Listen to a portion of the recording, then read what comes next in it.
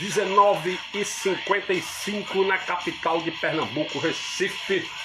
Aqui estamos no perfil do programa Pesado Lapada para todos os gostos do Instagram. E daqui a um pouquinho a gente vai fazer uma live, uma entrevista massa com Jairo Guedes, né, um dos principais nomes do heavy metal do Brasil. O cara que tem uma história que é foda, que é famoso, dispensa apresentações. Então a gente tá aqui juntando mais uma galera. Acabou de entrar a Stefânia, Kleber. Vou chamar aqui a Stefânia pra gente dar uma ideia antes do nosso amigo Jairo Guedes entrar. Olha a Stefânia entrando. Aê! Cheguei! E aí, jovem, tudo bom? Cheguei, jovem certo, cheguei. Tô aqui já atenta. Como é que estão as coisas aí na tua casa? Tudo tranquilo? Tá tudo tranquilo, tá tudo bem. Estamos aí se cuidando em casa, nessa quarentena. Aproveitando aí as lives do Pesado. Em outras lives também, não tem? Pouquinho. Tu tá vendo outras lives também, Stefânia? Tô. Geralmente eu vejo mais as lives da galera mesmo que mexe com música, né? São as lives que eu mais vejo, né? O pessoal batendo um papo sobre produção, sobre como tá a esse período de quarentena. Mas mais a galera da música ligada ao rock and roll. Isso. Gustavo entrou aí também. Vou perguntar ao nosso rapaz da técnica, nosso editor. Nosso Monday Boy. Como é que tá? Tá som? Tá legal? Luz tá boa? Diz aí, Gustavo. Isso aqui é meu visual tá legal, eu tô bonito. O Jason tá aqui perguntando. Tô legal? Tô bonito, Gustavo? Tá legal? Tá saindo o som legal aí? Tá massa. Pelo menos aqui eu tô vendo tudo direitinho. A luz tá massa, a áudio também tá legal. Beleza. Live hoje promete. Entrando o crioulo, vou chamar Gustavo. Tá, Stefânia? Beleza, semana vou ficar que vem, por aqui. eu vou avisar daqui a pouco, ainda na live, quem vai ser a nossa próxima convidada da semana que vem. Quem será? Não sei quem é. Mas vamos avisar. Beijo pra tudo, daqui a pouco a gente se fala. E qualquer Cheiro. coisa vai me dizendo aí, Vis. Deixa comigo. Tamo aqui pra Falou. isso.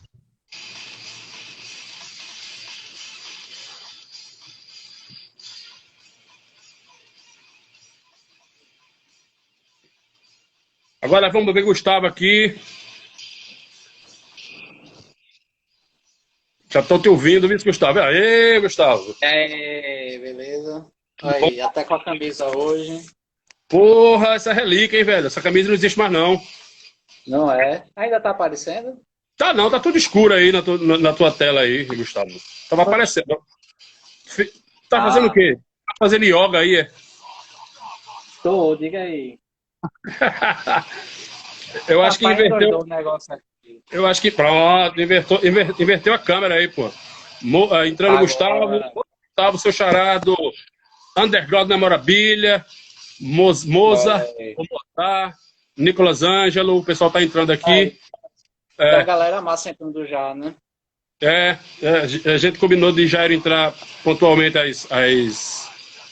entrou Beto aí, Beto Nascimento do Confounded, também uma galera massa entrando. Daqui a pouco o Jairo entra e a gente conversa, não é isso? Olha, Gustavo, tu tem assistido alguma live ultimamente ou tá fazendo porra nenhuma assim?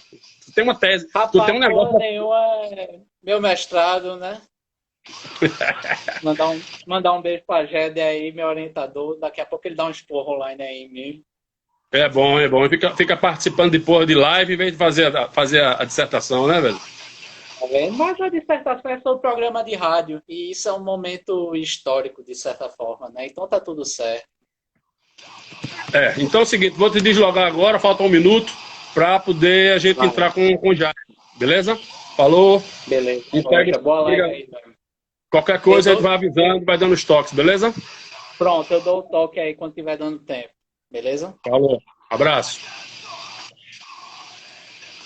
E aí, velho, a gente tem coisa pra caralho aqui pra conversar com o Jairo hoje, velho. Tem uma pauta extensa aqui. A gente tem 1 hora de live. Acabou de entrar André Celino, vocalista do Hannah Glória. Obrigado aí pela audiência, cara. Um alô pra Surubim, pra Tuca, pra Tontonho, para Denis, para a galera massa, e acabou de entrar o nosso convidado, Jairo Guedes. Então eu já vou chamá-lo. Então o Jairo Guedes já está entrando. Então o pessoal agora, olha aí. Beleza, Jairão? Beleza. Vamos se ajeitando aí, não é isso? Isso, ajeitar isso aqui, que a coisa é meio louca aqui. Mas é o tempo que a gente tá vivendo, cara. A gente tá vivendo um tempo louco do caralho. Então. Tá foda, né, velho? É isso. A gente já tem uma galera já aqui, são 8 horas em ponto, e eu sou uma pessoa pontual, não gosto de atrasar. Né? Embora a gente, entre aspas, tenha todo o tempo do mundo nesses dias de quarentena. Mas, e a gente aqui no Pesado, a gente não tem esse negócio de... Eu não vou perguntar a você assim, tipo, Jairo, como é que você começou a sua carreira? Não vai ser assim. A gente vai falar sobre agora, depois a gente vai indo e voltando. Então, assim, beleza.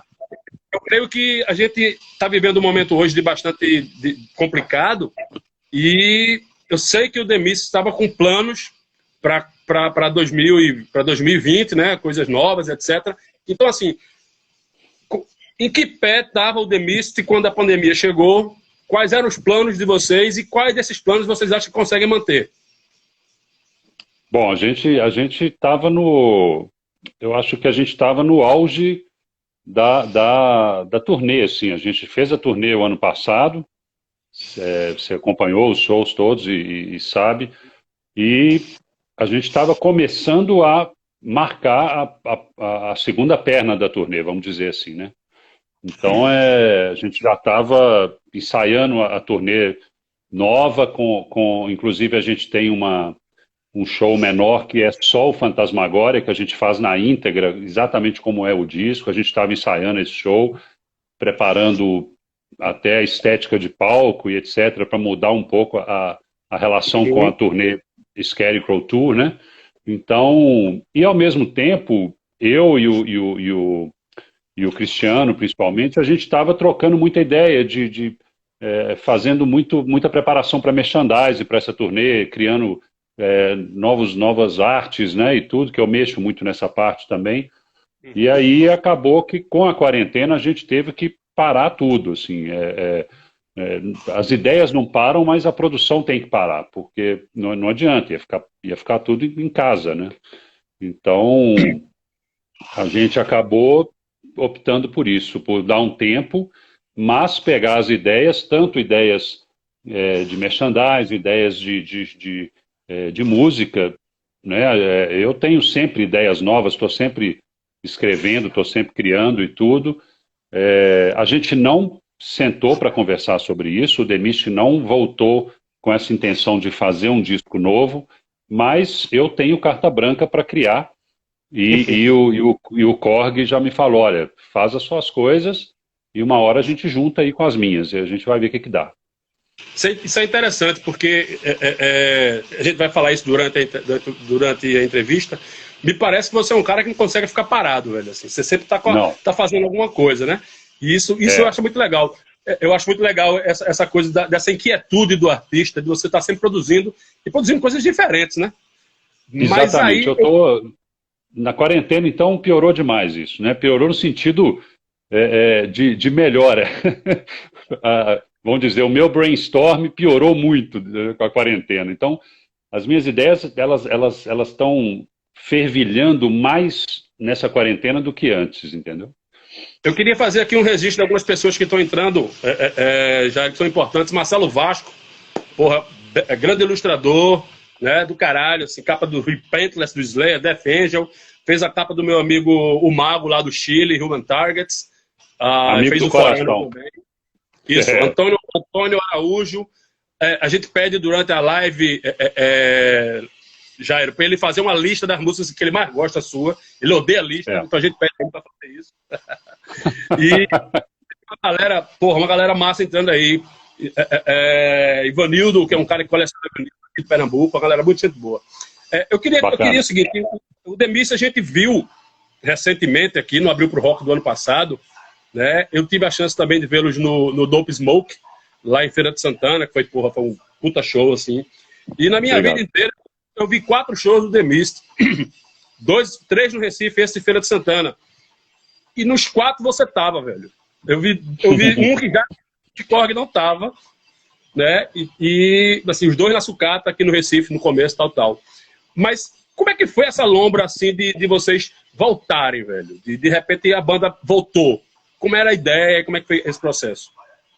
Na verdade foi de repente para quem estava de fora, né? A gente ficou um ano, exatamente quase um ano trabalhando esse retorno.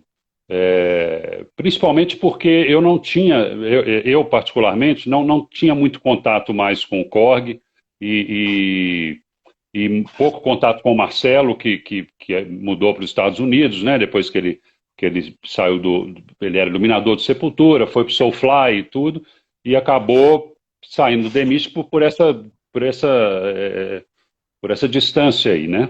Então, eu tinha mais contato, e vinha tendo mais contato nos últimos anos com o Chris, né?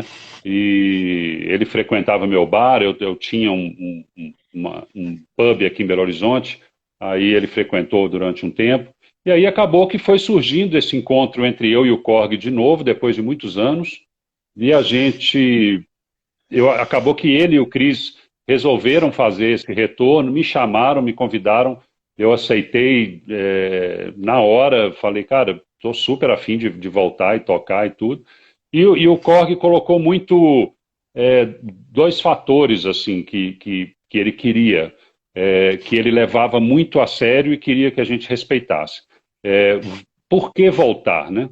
Então ele falou, cara, eu só quero voltar se acontecerem 2 coisas. Primeiro, se for prazeroso para a gente, se for bom para a gente precisa disso, isso vai fazer bem para a gente, ou isso pode, sabe, acabar com a nossa amizade, até com o pouco contato que a gente tem, isso vai ser bom. E a outra coisa a gente vai conseguir entregar para o público aquilo que o nosso público merece, aquilo que o nosso público quer ver. Então, porque tem realmente artistas que você vê, ou que voltam depois de muito tempo, ou que insistem numa carreira muito, muito longa e que chega um momento que você pede para o cara parar, né? Você fala, cara, já tá vergonhoso, né? E a gente não quer passar por isso. Então, o Korg falou, olha, a gente tem para oferecer aquilo que o público quer e tudo. Eu falei, cara, por mim eu tô dentro e tô muito afim de fazer e com gás pra caramba. E aí o Chris também topou e a gente fez, e aí a gente encontrou alguns meses depois que a gente começou a ensaiar, durante um ano a gente ensaiou escondido em Belo Horizonte. Você imagina, a gente fala que BH é um ovo, né? Porque é um ovo de codorna, porque todo mundo conhece todo mundo e tromba todo mundo todo dia, né? E é uma cidade de boteco pra caramba, de muito bar, então todo mundo frequenta os mesmos lugares, acaba trombando na rua e as notícias correm, né? E ninguém sabia do The Mist, assim. A gente passou quase um ano ensaiando no estúdio, pagando o estúdio e pagando o cara para ficar calado. O dono do estúdio ficou louco. Ele filmava os ensaios escondidos, então ele tem umas gravações, mas a gente nunca deixou ele publicar. E aí... Só um parênteses. Interessante que a gente, quando estava na rádio universitária, o programa, a gente entrevistou Korg, quando ele tinha acabado de sair do Chacal.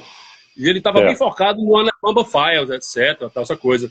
E, obviamente, que é aquela pergunta que todo mundo fazia para ele, e o The Mist, e o The Mist. Essas são as 2 perguntas que se fazem para Jairo. Por que ele no Chacal não cantava as músicas do The Man? E por que o The Mist não voltava, sabe? E ele deu uma resposta assim, meio tortuosa, metafórica, no estilo que ele gosta de dar, sabe? Inclusive, ele me fez eu pedi que ele fizesse uma pergunta para fazer para você, velho. Eu não sei se isso é uma piada interna, mas o que ele disse foi que ele pediu para fazer a pergunta se você nasceu cu de frango ou se cresceu e foi assim. Eu não sei que porra é isso, não. Eu sou o portador da pergunta. Pô. Repete para mim. Se você nasceu cu de frango ou se cresceu e ficou assim. Não, eu demorei muito tempo para virar cu de frango e a convivência com ele me ajudou muito. Porra, é cu de frango. A gente aqui no Recife não sabe o que é cu de frango. Que porra é isso? Ah, isso é piada interna, né? Você vai ter que perguntar para ele. Então é o seguinte, nesse processo todo vocês terminaram encontrando o Wesley, né? Por baixista do Drowned, etc. Que uma coisa que Korg já tinha me dito, inclusive nas conversas que a gente teve pessoalmente, né? Tanto no Abril pro Rock quanto no Dope Smoke, que Marcelo era um cara que não poderia faltar, mas ele não podia estar. Né? Então Sim, vocês sim. encontraram o Wesley, cara. Cara, pois é, eu acho que isso foi o maior, além de ser o maior problema para o The Mist, sempre foi o maior trunfo também. Tem duas coisas no The Mist que eu respeito demais e já era apaixonado quando eu tinha saído do Sepultura e logo depois eu conheci o Fantasmagoria, em 89. Então, que são as letras do The Mist, a forma como essas letras são respeitadas pela banda, como elas têm um espaço muito grande na música, então a gente não deixa o barulho, entre aspas, né, o barulho ocupar aquele espaço, porque aquele espaço é da letra, e a outra é a presença do baixo, né, quer dizer, o baixo no The Mist sempre foi um protagonista, né, ele nunca foi um acompanhamento, né, então a gente precisava de um puta baixista, né, para substituir o Marcelo. Então, o Marcelo sempre escreveu muito, ele criou a maioria das bases, então ele já fazia a base pensando como baixista, ele também tocava guitarra bem, então eu acho que a gente precisava de um cara que, além de tocar bem, também tivesse boas ideias, né? E, cara, o Wesley foi esse cara, na verdade, foi também dessa forma, escondido, enquanto eu, o Chris e o Korg estávamos ensaiando escondido, sem baixo, o Korg falou, ó, vê esse cara do Drowned aqui, vê esse cara, e tocou no Hammurabi, vai no show dos caras e vê esse cara, não sei o quê.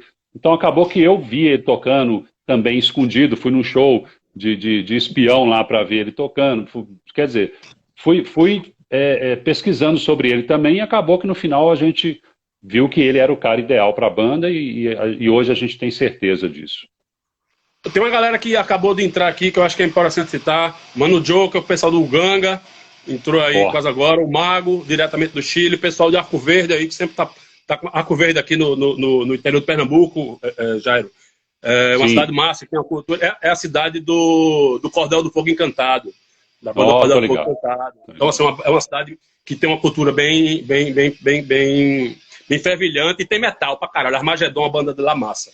Eu queria te fazer uma pergunta aqui, que era assim, terminou que a estreia, ou a reestreia de vocês, foi aqui no Abril pro Rock, pô. Tem uma frase que Korg diz, que eu não sei se eu posso dizer, nesse horário pode, que ele fala, com perdão dos meus amigos baianos, ele fala, porra, quando eu vou na Bahia, eu ganho fita do Senhor do Bonfim. Quando eu chego no Recife, eu ganho o Cabrobó. Isso então, ele adora, ele sempre fala isso. Eu vi a passagem de som de vocês e, assim, foi um momento pra mim muito foda. Você sabe que eu sou fã da banda, etc. Então, eu fui buscar vocês no aeroporto, a pedido, né, assim, tipo, o Korg falou, ó, o Wilfred quer... Alcides ligou e falou, ó, o Wilfred já Korg tá pedindo isso aí lá, tal. E eu tinha até colocado a minha casa à disposição, saca? Se ficar, enfim. Mas como foi reestrear no Abril pro Rock? Uma noite com uma banda... Maravilhoso, foi muito bom, cara. Eu já toquei no Abril pro Rock em outras ocasiões, né? Eu toquei com a Eminência, inclusive, né? Há muitos anos atrás.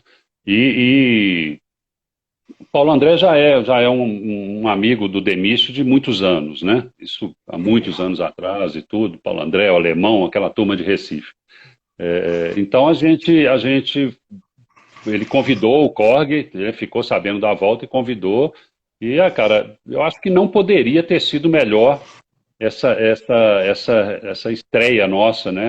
Essa reestreia nossa no mercado. Então, a gente só tem a agradecer. O público desse show do Recife foi maravilhoso, a gente foi muito bem recebido. Eu estava muito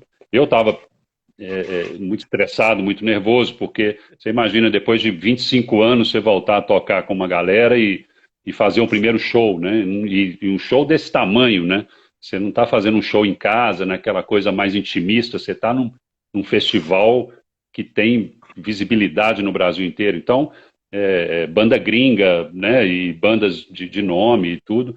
Então, cara, eu fico muito tenso nessa hora, mas acaba que dá tudo certo. Foi um prazer imenso tocar lá e eu só tenho a agradecer ao PA, porque foi muito bom. Eu tenho assim, desde que eu escrevia nos jornais aqui, fazia os shows e tal, ficou meio que uma piada, porque em determinados shows eu choro, saca? Eu choro mesmo, foda-se. Choro porque são músicas são bandas que fazem parte da minha vida, né? Então, assim, The Enemy é a minha música predileta de vocês, saca? Do Fantasmagoria, tal. E eu me lembro que eu tava sem beber no show do Abel pro Rock, e eu digo, porra, cadê as lágrimas, velho? As lágrimas só vêm quando eu tô bêbado, tá entendendo? E na última música vieram as lágrimas, eu disse, pau, agora sim. Agora, ô Jairo, uma das coisas que a gente vem conversando e que eu acho que também você não consegue escapar disso, e justamente eu digo isso por justiça. A gente ontem na live com o Alcides Burn, que Alcides começou um novo projeto chamado E aí Presta, a gente falou sobre o Quadra, o disco novo do Sepultura. E hoje a gente está falando com você, que é o guitarrista original do Sepultura. Então tem uma coincidência aí. Então eu queria perguntar a você, o que é que você achou do Quadra? Nó. Cara, boa pergunta. Eu acho que eu escutei, eu devo ter sido uma das primeiras pessoas que escutou o Quadra quando ele saiu, assim, porque eu estava acompanhando assim de perto, sem os caras, sem estar com eles, mas daqui de casa eu estava acompanhando e querendo muito ver o que ia sair. E acho que não tem muito o que falar. Eu acho um disco foda, assim. Eu acho o melhor disco do Sepultura da era do Derek, assim, sabe? Eu acho muito, muito foda, assim. Acho que tudo ali, o Derek está cantando muito mais do que estava antes. Parece que eles sentaram e falaram assim, gente, vamos exigir mais da gente do que a gente tem feito ultimamente, entendeu? Então, assim, não que eles fossem preguiçosos em outros discos, não é isso, mas, assim, esse disco eles se superaram em termos técnicos, principalmente. Então, eu acho que o Eloy traz muito isso, né? Claro, o Eloy deve ter puxado os caras pra cima pra caralho, porque porra, menino novo e toca pra caralho, gás total, sangue no olho. É o Wesley, né, cara? Nossa. Sangue no zóio, como diz aqui, né? O cara tá com sangue no zóio, né? Então, assim, com certeza o Eloy fez isso, o Derek teve uma capacidade técnica muito boa de fazer os vocais, e o Andrés e o Paulo fizeram riffs maravilhosos, assim. Então, cara, eu não tenho nada para falar desse disco de negativo, assim. Eu gosto muito desse disco, eu acho o melhor disco do Sepultura da era do Derek, assim, que é a maior era do Sepultura, né? São 20 e tantos anos. Já é o 9º disco com o Derek, né? Ele já gravou mais discos do que o Max gravou, então. Mas aí uma curiosidade que todo mundo tem é tipo, como é que você entrou na banda? Como é que Sepultura apareceu na tua vida? Eu sei que esse cenário de efervescência de BH nessa época de 83, 84, era foda, né? Era foda. Mas que vocês não sabiam que ia ser mais foda ainda. Não, a gente não fazia ideia. Bom, resumindo, eu sempre conto essa história com muitos detalhes e acaba que o nosso tempo da live acaba. Então, porque eu falo muito, eu escrevo, eu tenho trauma de não ser escritor, então eu acabo falando muito. Mas eu vou tentar resumir ao máximo, assim. A história que todo mundo conhece, o Max até já escreveu sobre isso, que é um show que ele estava com o Igor. A banda Sepultura, eu não lembro nem se eles tinham esse nome na época, antes de eu conhecê-los, mas ela já existia, mas não tinha nem música. Era uma zona, era uma bagunça, assim, né? Que era com o Wagner Antichrist, né? Do sarcófago, antes do sarcófago, né? Então, os três ali, aí juntaram com o Paulo. Antes do Paulo teve um cara que tocou baixo, que era amigo nosso também, foi meu amigo também, o Gato e tudo, mas não funcionou. E aí começaram a fazer uns ensaios, se eu não me engano, na casa do Paulo, e logo nesse período eu conheci o Max e o Igor, mas eu conheci eles num show de umas bandas de rock daqui de BH, que já existiam, não lembro se era Kamikaze, que bandas que eram, O Overdose, por exemplo, é mais antigo que o Sepultura, então eu ia nos shows dos caras também. E num desses shows teve uma confusão, porque o problema dos metaleiros de BH naquela época era com os playboy. Então, assim, ou o cara é playboy ou o cara é metal. E aí, algum playboyzinho lá entrou nesse lugar e arrumou uma confusão. E eu sei que ele virou pro Igor e pro Max lá, que eles fizeram alguma coisa. Ele virou pro Igor e pro Max e falou: eu vou chamar meu irmão, isso não vai ficar assim, não sei o quê. Foi uma confusão. E eu cheguei 20 minutos depois disso. E eu sempre fui muito grande, a voz mais grossa e tudo, né? Eu com 14 anos já tinha barba, para você ter uma ideia. Então eu cheguei e eu vi o Igor de costa, pequenininho, né? A gente chamava ele de Anjinho da Mônica, né? Porque tinha aquele cabelinho enroladinho, né? Aí cheguei nas costas dele, bati nas costas dele, ele olhou para mim, olhou 2 metros na frente dele e falou assim: opa, eu falei, e aí, você que é o Igor? Ele falou, não sou não. Eu falei, é claro que você é, velho. É claro que é. E aquele ali é o Max, né? Não é seu irmão? Ele falou, não, não é não. Eu falei, só, velho, o que é isso? O que está acontecendo? E aí, acabou que a confusão, né? Descobriram que eu não era o irmão do Playboy, que fui lá bater em ninguém, e acabamos conversando, e aí o Max me chamou, falou, você toca? Eu falei, toco guitarra e tudo. Ele falou, velho, vão lá em casa essa semana, tocar lá, me mostra lá o que você faz. E aí na casa do Max, foi quando eu conheci a Vânia, quando eu conheci a casa dele a primeira vez, eu já mostrei uns rabiscos lá, né, de algumas coisas, uns pedaços de coisa que parecia Troops of Doom, que depois virou Troops of Doom, etc., mas muito tempo depois. E aí ele me chamou para ir ver o ensaio, e quando eu fui ver o ensaio, eu fiquei horrorizado, cara. Eu falei, velho, isso não existe, cara, é horroroso. É a pior coisa que eu já vi na minha vida, cara. O que é isso que vocês estão fazendo? Porque não tinha sincronicidade, não tinha nada, sabe? Era uma barulheira. E aí o Wagner pegava, do lado do ensaio, tinha umas árvores assim de amora, de manga, e o Wagner pegando os negócios e julgando, fazendo guerra com o Max, com o Igor e eles também. Eu falei, cara, isso não é banda, eu não vou ficar aqui, velho. Isso aqui, tô fodido, né? Então, acabou que no final do ensaio, depois de 2 dias, sei lá, o Max me procurou e perguntou o que eu achei. Eu falei com ele, falei, ó, eu achei uma bosta. E esse cara, esse vocalista seu, os caras, ele só berrou lá, não falou nada, não fez nada. Vocês fizeram uma barulheira do caralho, eu não entendi nada. E depois ficaram jogando fruta no outro, jogando cocô, tudo que achava pela frente, velho. E aí ele falou, não, velho, se você quiser entrar na banda e a gente organizar isso aí, tá de boa, o que você quer? Eu falei, a primeira coisa é tirar esse cara.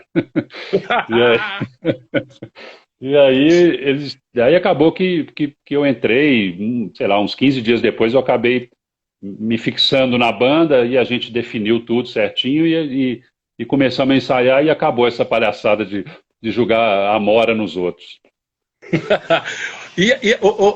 Jairo, e aí, assim, tem uma coisa que é interessante, porque eu hoje fiz uma postagem no Twitter sobre justamente essa música que você falou aí, Troops of Doom. Porra, uma música que ela é um clássico mundial. Porra, o Napalm Death gravou essa música, né? Que eu acho, porra, a minha banda aqui em Pernambuco, o Dark Fate, tocava, a gente chamava Troops of Todo Mundo Toca Doom. Porque é uma música que tem uma vivacidade. E ela tem 2 versões. Tem a sua versão, a original do Morbid Visions, e aquela versão que foi regravada. Que é a mais foda. Eu coloquei dizendo que a música é tão foda que as 2 são foda. Enfim. Bom. Mas o que eu queria dizer, e aí eu acho que isso é interessante, você gravou os discos com os caras, pô, Bestial Devastation, que eu acho um disco muito mais porradão do que o Morbid Visions, né? Sim. E depois, cara, você tem aquela coisa da entrada de Andreas, né? Então muita gente fica, tipo, às vezes, especulando por que Jairo saiu, por que Jairo não saiu. E aí tem uma pergunta aqui de Gustavo, aí do Underground Memorabilia, que ele pediu, Wilford, posso fazer uma pergunta? Claro, apesar de um programa muito democrata. E a pergunta é a seguinte, eu vou ler o que ele disse. Eu gostaria que Jairo falasse sobre a banda que ele formou com Pepeu, ex-guitarrista do Chacal. Né, assim que saiu de Sepultura. Se não me falha a memória, era um nome chamado Hank Skank. E ele fala que Max disse isso na Metal Forces. Então, que era uma coisa meio Motley Crue, Rat. É isso, Jairo? É verdade, é verdade. Eu e Pepe, o Rogério, né, que era do Chacal na época, a gente é irmão, a gente só não é irmão de sangue, mas a gente foi criado juntos desde de novo e a gente se trata como irmão. Eu chamo ele de meu irmão e ele me chama de irmão e a gente apresenta o outro como irmão para todo mundo. Ele mora no Rio hoje, eu moro em BH, mas nós somos irmãos e de espírito, assim.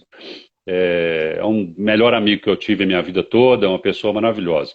Pepe hoje é produtor musical no Rio. Bom, o que aconteceu é que uma coisa não tem nada a ver com a outra no sentido cronológico, assim. Eu não saí do Sepultura por causa disso.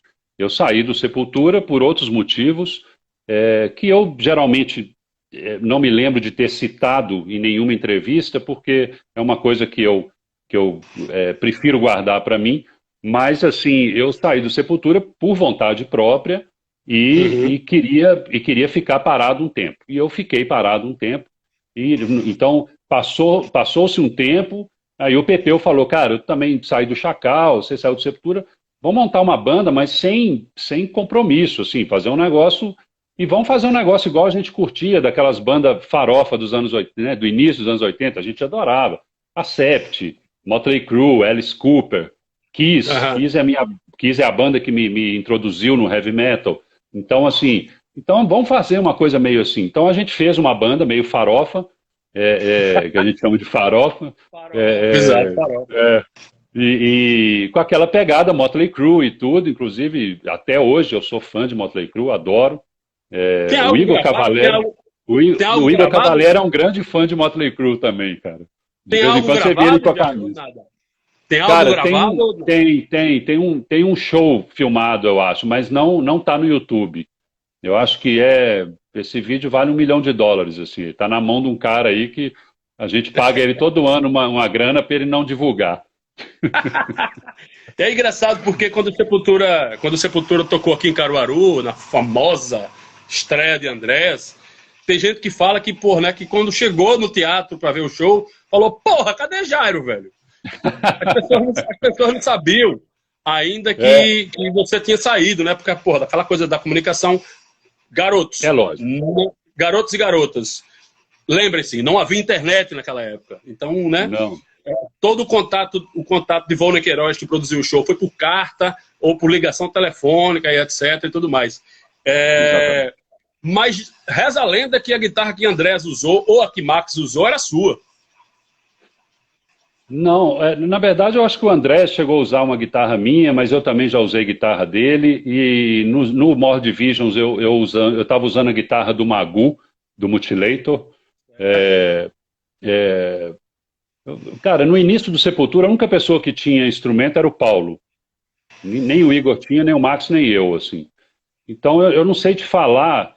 Depois a gente pegou duas Explorer da Fink, eu e o Max tínhamos duas guitarras iguais. Porra, era lindo aquilo ali. E lindas, vermelhas, assim. E aí, depois, eu usei muito essa guitarra do Magoo, a gente combinava até para viajar, fazer show, viajar junto e usar a guitarra do outro e tudo. Depois o Max trouxe para mim de Nova York, dos Estados Unidos, ele teve nos Estados Unidos uma época, trouxe uma Fender Stratocaster Eric Clapton para mim, que é uma coisa maravilhosa, mas não servia para o Sepultura, né? Então, eu me arrependo disso, mas eu acabei vendendo ela. É uma azulzinha clara, não?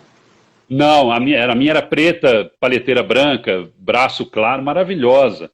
Imagina uma Fender Stratocaster made in USA em 1985, assim, quer dizer, é uma guitarra linda, né? Mas eu vendi e acabei, depois de muito tempo, comprando outra, que eu não lembro de quem, comprei uma Jackson, mas quando eu saí do Sepultura, e igual você explicou, essa falta de tecnologia da época, da rapidez da comunicação, fez com que muitas pessoas nem soubessem que eu tinha saído, então demorou um tempo. Quando eu saí do Sepultura, eu inclusive não montei nada logo depois e não fiz absolutamente nada logo depois, porque eu fiquei muito tempo com o Andrés e com o Max e com o Igor, na casa do Max. Eu passei músicas para o Andrés, eu tive que participar dos ensaios, então, assim, eu acho que por isso é que eu mantenho tanto respeito recíproco entre eu e eles, né? Tanto com o Andrés, o Paulo e todo o Sepultura, quanto os Cavalera. Então, assim, eu não tenho problema com nenhum deles e não acredito que nenhum deles tenha problema comigo. O que para mim é uma grande vantagem, sim, eu tenho muito orgulho disso e sou muito grato por isso, porque eu realmente não tive nenhum problema para sair da banda. A minha saída foi uma escolha minha, e quando o Andrés veio, ficou na minha casa um tempo, depois ficou morando na casa do Max, eu tinha que dar toda assistência para ele. Então foi muito bacana esse período aí. E logo depois eles começaram a viajar. Perguntaram aqui sobre o Esquizofrênia e se você tem músicas, tem riffs seus, como é que é? Se tem coisa tua no Esquizofrênia? Tem muita coisa. A gente já estava compondo o esqueleto desse disco na época. Não tinha nome, né, absolutamente, mas assim, porque assim, naquela época, hoje uma banda como Sepultura, ela lança um disco, faz uma turnê. Ela não tem nem tempo de fazer o próximo disco, ela não tem tempo de pensar nisso. Então daqui a um ano é que eles vão começar a compor dentro do Turbuzz, etc. Naquela época, não. A gente fez um disco, que era o Morbid Visions, mas não tinha turnê. Fazia um show aqui, um ali, viajava o Brasil da forma que você sabe, né, que a história como nos conta e tudo. Então, a gente ia ensaiar, a gente, na verdade, estava fazendo mais música, a gente não estava só ensaiando aquelas, a gente acabava fazendo outras coisas. Eu tocava uma coisa, o Max, pô, isso ficou do caralho, velho. Ô Igor, põe uma batida aqui, põe um blast beat aqui, põe não sei o quê. Não, faz aqui pesado. Quer dizer, acaba que vira uma música. Então, acidentalmente, a gente acabou criando várias coisas do Esquizofrenia, e que 2 anos depois foram lançadas e tudo, mas tem muita coisa no Esquizofrenia que o esqueleto foi feito por mim, pelo Max, pelo Igor e pelo Paulo. Tranquilo. Eu queria agora dar um pulo no tempo para a gente ir para... Qual foi a tua próxima banda? Foi o The Mist, claro, não sei qual a banda mais, né? O The Mist. E depois do The Mist, vocês ficaram um tempão, Korg saiu, vocês tentaram, ficou Cassiano, né? Depois teve o Gott Verlassen, teve o Ashes to Ashes, Dust to Dust, que eu acho na que verdade, o Gott Verlassen é o último, né? O Ashes to Ashes foi logo após o Hangman Tree, e era só com o Marcelo, eu e o Chris. Foi logo que o Korg saiu. É um disco com uma pegada mais industrial e tudo, né? E bem diferente da temática dos outros discos, até em respeito ao Korg mesmo. A gente não ia querer imitar o Korg, nem no vocal, nem nas letras, né? Então, assim, como ele saiu, a gente praticamente construiu uma outra banda, né? E logo depois veio o Gott Verlassen, que o Marcelo foi para os Estados Unidos, foi para o Soulfly, aí a gente colocou o Cassiano, né? Continuou como The Mist no último disco, que é o Gott Verlassen. Isso acabou em 97. Em 98 eu fui para Overdose. Eu fui guitarrista do Overdose por 1 ano. Isso é importante, porque no Metal Archives, na Enciclopédia Metallium, tá errado. Lá diz que você tocou entre 2002 e 2008, e Gustavo foi que me corrigiu. A gente tem que falar com os caras lá para mudar. 2002 eu estava no Eminência, eu estava na Europa. Eu fui com o Eminência para a Europa a partir de 99 e 2000, a partir de 2000. E só voltamos, assim, só paramos mesmo, foi quando eu saí da banda em 2006. Mas você não gravou com Overdose? Não gravou? Não. Na verdade, o Overdose lançou um disco pela Futurist, uma gravadora americana, e esse disco só foi lançado na Europa e nos Estados Unidos. Ele não saiu no Brasil, que chama Scars. Eu entrei, eles me convidaram para ser guitarrista no lugar do Serjão, exatamente para fazer a turnê desse disco, entendeu? E a turnê desse disco ia ser uma turnê muito grande. Era uma turnê que a gente estava fechando para fazer a abertura de todos os shows do Testament na época. Era uma turnê muito bacana. Porque tinha gravadora por trás, tinha uma série de coisas, tinha um budget, né? Mas Uhum. acabou que não deu certo, e aí, naquela época, já começou a ruir a coisa de gravadora, já começou a sumir o dinheiro, e acabou que não rolou essa turnê. Eu fiz alguns shows no Brasil, mas não toquei fora com Overdose, né? E aí, logo E depois, aí a veio, Overdose acabou. e aí veio o Eminence, né? Aí veio Como o é que foi Eminence esse de momento? 99 para 2000. Eu fui convidado pelos caras da banda, eu não conhecia, aí eles já me passaram o primeiro disco, que eu acho maravilhoso, que é o Chaotic System, aquele da capa verde. Aquilo para mim Aham. é um disco fantástico, assim. E aí me passaram, falaram, velho, a gente estava querendo que você tocasse na banda, mas nós já temos guitarra, né? Na verdade, eles já tinham dois guitarristas na banda. Eram dois guitarras, o vocal e o batera. E o Eminence, eles tinham uma coisa de baixistas contratados, assim, não era contratados, mas eram amigos. E aí entrava um, depois entrava outro. Não era uma coisa de ser o baixista da banda. Um deles até faleceu lá na Holanda, que era um holandês, Martijn. E aí, nesse período, eles me chamaram. Falaram assim, cara, a gente queria você na banda, você está sem banda, o Overdose acabou, você saiu e tudo, e a gente queria você, mas você toca baixo? Falei, cara, toco. Eu toco guitarra e toco baixo. O que vocês querem? Falaram, tocar baixo. A gente queria ser de baixista. Durante um tempo eu fiquei achando estranho. Falei, cara, será que isso para minha biografia vai ser ruim, vai ser bom? Não sei. Aí eu falei, cara, não, foda-se, eu sou músico, o som é bom, eu vou botar para quebrar e é isso. Aí eu virei baixista do Eminence. E E você fiquei já tinha, você 10 tinha anos aí. gravado baixo? E você tinha gravado baixo no Morbid Visions e no Best of Devastation ou não? Não, eu gravei alguma coisa do Paulo naquela época. Gravei algumas coisas. O Paulo gravou algumas, depois o Andrés também chegou a gravar alguma coisa. Mas assim, não era assim para falar que eu aprendi a tocar baixo no Sepultura, não, sabe? Eu aprendi a tocar e eu aprendi a gostar e a prestar atenção no baixo com o Marcelo do The Mystic, assim. Em 2004, vocês tocaram, o Eminence tocou aqui no Abril Pro Rock, e eu me lembro que Isso. foi se não me engano, teve o Crisium também e o Destruction. E eu me Foi lembro Construction. que eu tava trabalhando no Jornal do Comércio e eu acho que eu já cobri uns 20 Abril Pro Rock. Então eu tava subi na passagem de som, eu acho, e tava todo mundo impressionado com o Max Kolesin tocando, assim, todo mundo, porra, aquela coisa, né, tal, passou-se. E depois eu tava no camarote, o Eminence já tinha tocado, e eu tava com o meu irmão mais novo, que tocou comigo, tal, Márcio, e a gente tava assim de costa e de repente, velho, ele virou assim, olhou, você chegou, aí ele tocou em mim e falou, porra, isso é Jairo, velho. Assim, a gente olhou assim, foi aquela surpresa, que assim, eu tinha visto você no palco, mas assim, a gente não imaginava essa coisa de estar perto. Mas assim, e aí, nesse caso específico do Eminence, você ficou no Eminence até mais ou menos quando? Até mais ou menos 2006. Foi quando eu saí, 2005 para 2006. Eu fiquei 6 anos com eles. Tem umas Eu perguntas que a gravei galera tá disco. fazendo. Eu achei que você tinha gravado o Chaotic também, mas não, né? O Chaotic é com Não, outro não. baixista, né? É com outro baixista. Eu É, gravei é, o Human Knowledge, que é o segundo disco deles. é o que eu mais gosto, é o que eu mais gosto. Agora, assim, tem umas pessoas perguntando aqui, tipo, o que é que você acha do Sepultura hoje em dia? Eu amplio. O que é que você acha do Sepultura? O que é que você acha do Eminence? Bandas que você teve, digamos, né, participou dessas bandas. Assim. Aham. Cara, eu acho as duas bandas muito boas, muito fodas, tecnicamente. Eu não sou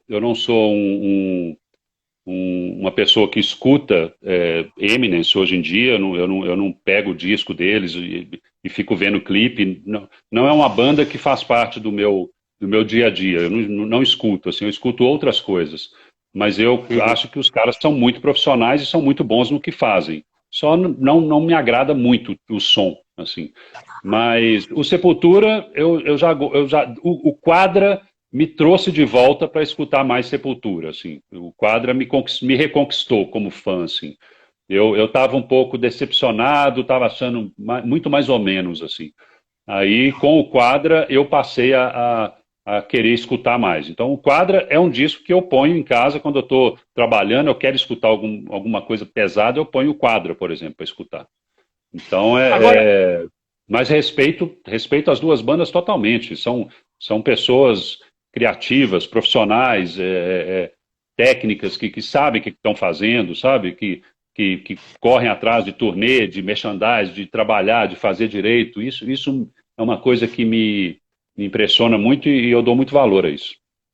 É interessante, Jair, porque tem uma pergunta que eu tinha colocado aqui, antes da gente falar de Southern Blacklist e também do Metallica Cover Brasil, que também saíram algumas perguntas aqui, é porque você tocou, velho, com caras assim que são, além de você assim, ser um ícone do metal do Brasil, mundial, etc, tal, você tocou com o Max, com o Igor, com o Korg, com o Marcelo Rapadura, né? Ou com o Bozó, Cláudio Davi Odebo, Alan Wallace, André Márcio, Wallace Parreiras, cara. Uma galera foda. Como é que é lidar com essa, digamos, porque aí deve ter ego pra caralho, deve ter muita genialidade também. Como é que é, velho, essa coisa? Claro.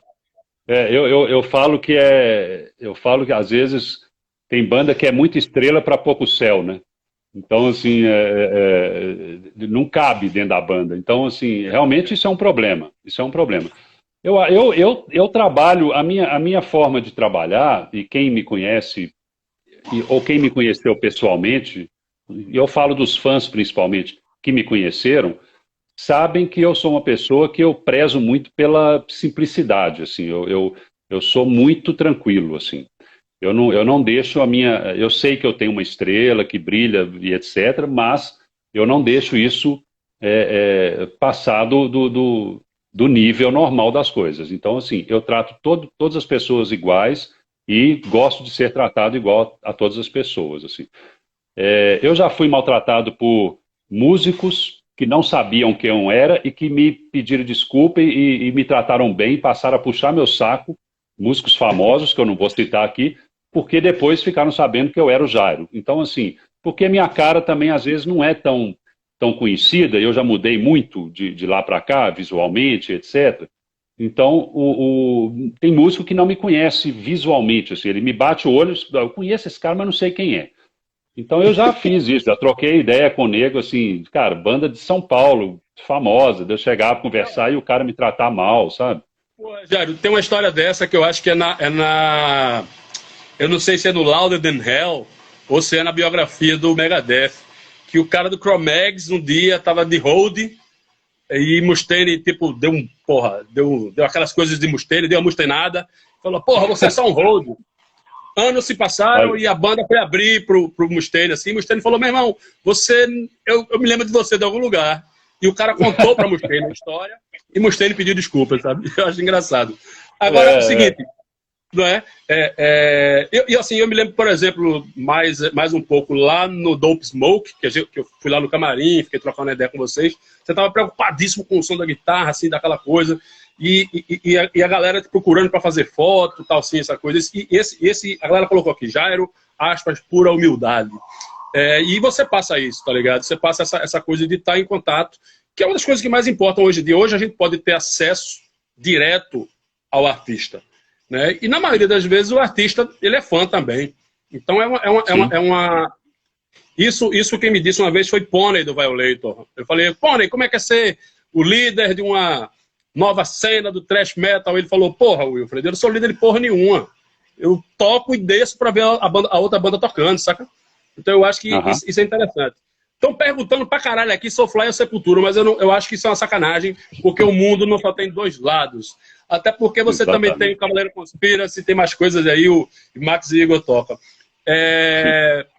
Como é que você chegou, então, depois no Southern Blacklist? Que eu acho a sonoridade parecida com a sonoridade do Eminem, assim, algumas coisas ali. O Southern é um pouco mais para death metal, assim, do que o Eminem, né? Menos moderno, vamos dizer assim. Mas também foi a convite também de um grande amigo meu, Guilherme, que é baixista da banda. É um grande amigo, um cara que eu respeito muito. E ele me convidou também. Falou, cara, vamos montar uma banda, tô a fim de tocar com você e etc. E tudo. E aí ele já chamou um batera que eu não conhecia. E aí ele falou, cara, te apresentar aqui o Xandrin. Na hora que eu vi o menino tocando, eu fiquei louco. O menino destrói na bateria, assim, é um puta baterista. e blast beat, o caralho, assim, o cara é muito foda. E aí, e o Xandrinho, ele é baterista do Tia Anastácia, que não tem nada a ver com isso, entendeu? Então, assim, ele joga em todas as posições, assim. Mas aí a gente juntou com o Caio, né? O Caio veio para outra guitarra. O Caio é tatuador, aqui em BH, um profissional fantástico. E o Wallace, né? Que foi o vocalista do Eminence, né? Parreiras, né? Parreiras, Wallace Parreiras. O Parreiras, E aí o Wallace Parreiras veio para a banda, a gente convidou e ele veio e a gente fez um certo barulho, a gente criou umas coisas, fez uns vídeos e tudo.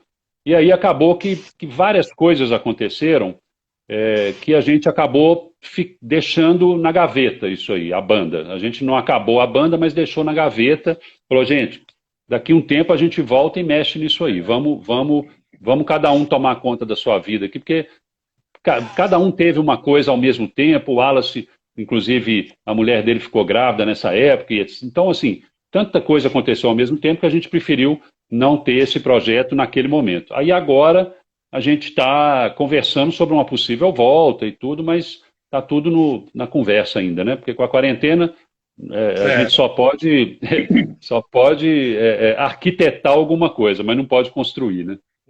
E o Metallica Cover, velho, que assim, eu sempre vejo, antes da volta do The Mist, eu te acompanhava nas redes sociais, etc, sempre via você numa estiga do caralho, tocando baixo, essa coisa assim. Como é tocar, porra, músicas do Metallica assim, velho? Cara, primeiro eu sou apaixonado com Metallica, né? E o Metallica Cover, a gente está fazendo 30 anos, né? A gente é de 1990.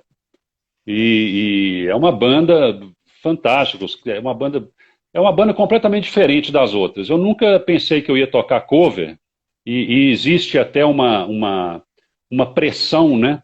Existia muito, agora está menos, mas existia uma pressão muito grande, né? Você toca cover, quer dizer, coisa feia, né? Mas você não é músico, por que você não faz uma banda autoral, né? Então, assim, isso é uma bobagem, porque, sabe, eu tocaria Metallica, Iron Maiden, Alice Cooper, tantas coisas. Então, assim, eu vou te ser muito sincero, eu fui convidado para o Metallica Cover logo que eu saí do Eminence. E logo que eu saí do Eminence, eu fiquei parado um ano e já fui para o Metallica Cover, que eu era baixista, e eles falaram, cara, estão precisando de um baixista. Eu falei, beleza, é o quê? É banda de cover do Metallica. Eu falei, vambora. Por quê? O prazer de você tocar uma coisa que já está ali, já está pronta, a banda não dá nem briga, não tem briga de ego, não tem estrela, não tem quem é melhor do que ninguém, não tem nada. Não tem direito autoral, não tem nada disso. Então, você só tem que copiar aquilo que já está feito e copiar da melhor forma possível e, se puder, botar um tempero seu ali, mas de uma forma muito sutil, né? E a gente começou a traçar um caminho que vem sendo muito respeitado, assim. As pessoas que conhecem e veem show do Metallica Cover Brasil ficam impressionadas com a gente, e com razão, porque a gente faz o papel muito bem, assim. A gente não tem essa coisa de parecer os membros do Metallica, porque isso já seria ridículo. Não é uma banda de cosplay, é uma banda de cover. Então, assim, mas para quem gosta do Metallica, assiste um show nosso e gosta. Uma vez o Paulo Xisto assistiu um show nosso, ele está até aqui em BH, está na casa da mãe dele. Ele falou assim, depois do show, ele falou assim, a diferença do Metallica Cover para o Metallica, de verdade, é que o baterista do Metallica Cover toca muito mais que o Lazuri. Porque... Estão dizendo que você tá a cara de James Hetfield também. O povo fala isso. Ô, Mas Jair, é isso. A gente tá chegando aqui, daqui a pouquinho a gente vai acabar, então eu queria perguntar a você uma outra coisa que é importante. Como é que tu está se virando nessa quarentena? Eu sei que você tem uma lombra aí das como é que chama, das miniaturas, você falou até no vídeo. Isso. Como é que é isso, cara? Muita coisa, assim. Eu vou te falar, Wilfred, eu nunca fiz tanta coisa ao mesmo tempo como eu estou fazendo agora. Assim, eu já moro sozinho há 10 anos, meus filhos já são mais velhos, meu neto mora com meus filhos e tudo. Então, eu moro sozinho, não tenho luxo nenhum, não sou um cara que precisa de luxo. Eu sou um homem muito barato para sobreviver. Então, o que me resta, cara, o que eu mais tenho é tempo para criar, para fazer as coisas. E aí eu fico num brainstorm louco comigo mesmo, assim, eu fico pensando nas coisas.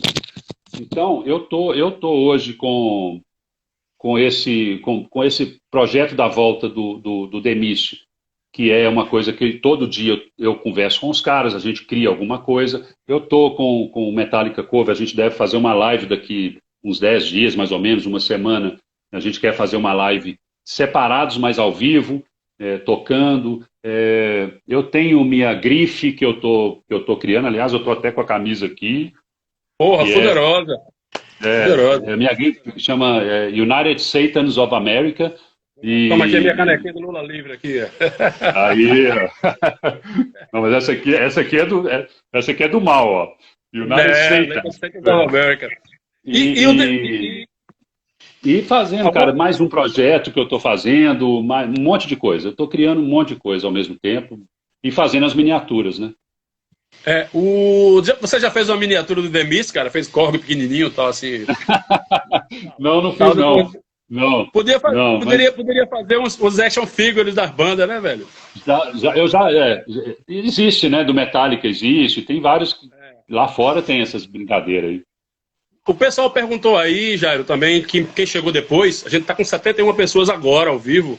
Porra, é a maior live que a gente Bem-vindos até aí. agora. Do caralho. Sobre os planos do Demis pro futuro. Aí se você pudesse resumir pra galera não ficar perdida, né? Tá. Bom, o nosso primeiro plano é a gente voltar para a estrada assim que puder voltar para a estrada. Sobreviver também, né? Sobreviver primeiro a essa pandemia louca e respeitando, não seguindo o que o maluco do nosso presidente fala para fazer, é só fazer o contrário que vai dar tudo certo. E tudo que ele falar, você faz o contrário que vai dar certo, entendeu? Então a gente está aí, vamos ficar em casa, sabe? O Korg não quer sair de casa, eu não quero sair, ninguém vai encontrar, não vamos fazer bobagem nenhuma. Deixa a poeira baixar e sair uma vacina e etc. para a gente voltar. Voltar para a estrada, cara. E depois que voltar... Interessante isso, Jair, porque eu andei conversando com o Korg e ele está fazendo uma terceira graduação em radiologia, então ele está nessa linha de frente também da luta contra. Então, assim, ele está bem impactado com isso, e isso é foda, realmente. Ele está bem impactado, né? Eu queria fazer aqui 2 anúncios, Jairo, já que a gente tem 3 minutos para encerrar.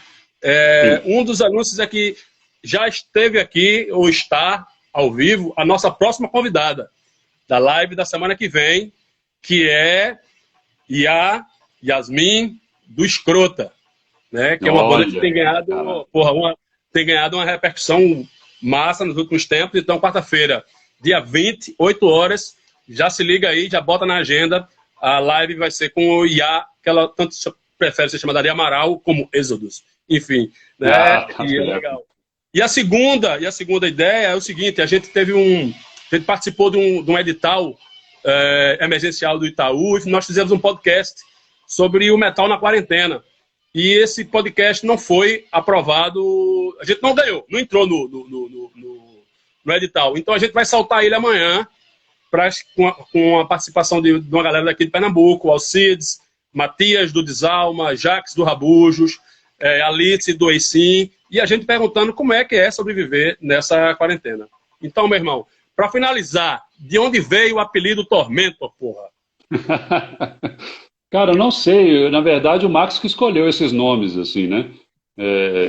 O dele era Possessed porque ele gostava muito do Possessed mesmo.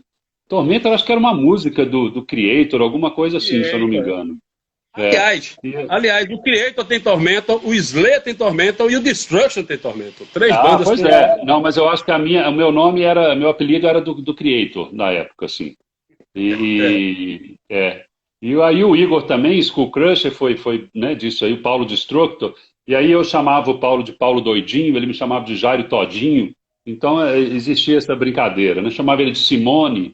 Ele parecia muito a Simone, cantora, né? Parecia. E aí, cara, eu tô voltando com esse nome, inclusive, tá? A partir de agora eu tô assinando Jairo Tormentor de novo. Jairo, velho, muito obrigado, assim, pela tua gentileza, pela tua simplicidade, pela atender a gente aqui, responder a todas as perguntas. Não fugiu de nenhuma, até do cu de frango. Não. Todas elas você respondeu. Valeu, meu irmão, muito obrigado. E Obrigado a a gente se todos vê aí aí. que participaram. Tá, joia? Obrigado a todos aí que participaram e boa sorte para a rádio aí. Falou. Até mais. Um abraço.